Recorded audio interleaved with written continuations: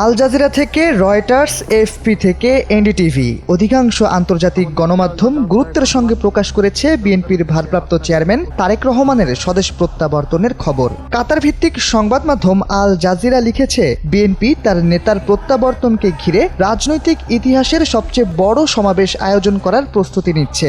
সংবাদ মাধ্যমটি দাবি করে, তারেক রহমানের স্বদেশ প্রত্যাবর্তনের দিন ঢাকায় অন্তত 50 লাখ নেতাকর্মী জড়ো করার প্রস্তুতি নেওয়া হয়েছে। তার প্রত্যাবর্তনের মধ্য দিয়ে বিএনপি রাজনৈতিকভাবে নতুন গতি ফিরে পেয়েছে।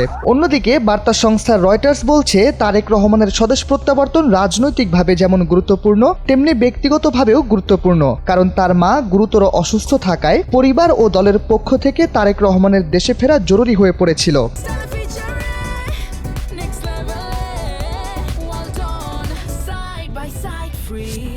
সংবাদ মাধ্যমটির প্রতিবেদনে বলা হয়েছে, আসন্ন ত্রয়োদশ জাতীয় সংসদ নির্বাচনের কথা, যেখানে যুক্তরাষ্ট্র ভিত্তিক ইন্টারন্যাশনাল রিপাবলিকান ইনস্টিটিউটের এক জরিপ দেখিয়ে বলা হয়েছে, আসন্ন সংসদ নির্বাচনে বিএনপির সবচেয়ে বেশি আসন পাওয়ার সম্ভাবনা রয়েছে। তারেক রহমানের দেশে ফেরার খবর একযোগে প্রচার করা হয়েছে ভারতীয় সংবাদ মাধ্যম এনডিটিভিতে, যেখানে তারেক রহমানের প্রবাস জীবন ও রাজনৈতিক নির্বাচনের কথা তুলে ধরা হয়েছে। সংবাদ মাধ্যমটি তারেক রহমানের দেশে ফেরার সময় ভাইরাল হওয়া একটি ছবি প্রকাশ করে লিখেছে, 2009 সালে বিএনপির সিনিয়র ভাইস চেয়ারম্যান নির্বাচিত হয়ে বিদেশে থেকেই দল পরিচালনা করা শুরু করেন তারেক রহমান। দীর্ঘ 17 বছর পর দেশে ফিরেছেন তারেক রহমান। তার প্রত্যাবর্তনের মধ্য দিয়ে যেন প্রাণ ফিরে পেয়েছে দেশের রাজনৈতিক অঙ্গন, এমনটাই মনে করছেন রাজনৈতিক বিশ্লেষকরা।